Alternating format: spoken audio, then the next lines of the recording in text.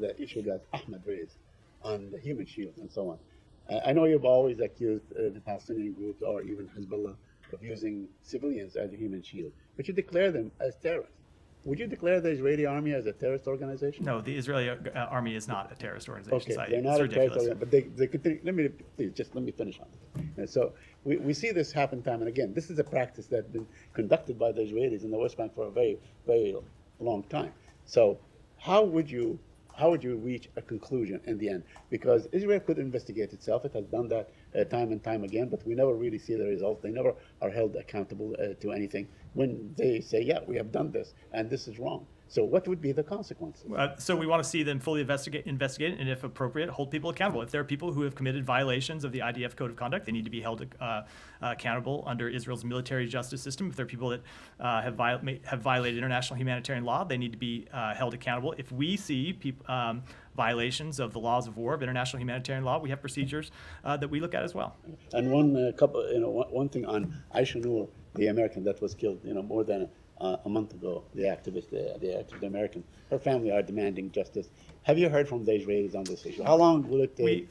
We have been in contact with them, including in the recent days, about the status of this investigation. My understanding is that it is ongoing. We have made clear to them, including recently, that we want to see it completed as soon as possible.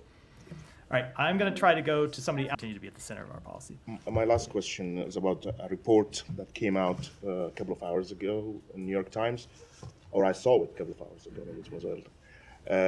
It's about Israeli military using captured Palestinians in Gaza as a human shield. And if I want to quote here what the report is saying, is that the practice is routine, commonplace, organized, conducted with considerable logistical support and the knowledge of superiors on the battlefield. The detainees were handled and often transported between squads by officers from Israeli intelligence agencies, which shows, we've been asking about this before, but it shows here it was more organized, it was more within the knowledge of higher command in Israel, and it's still going on. Do you have any comments? Yeah, I also saw that report, and I can tell you we found it incredibly disturbing. If the facts as presented in that report are true, they're completely unacceptable.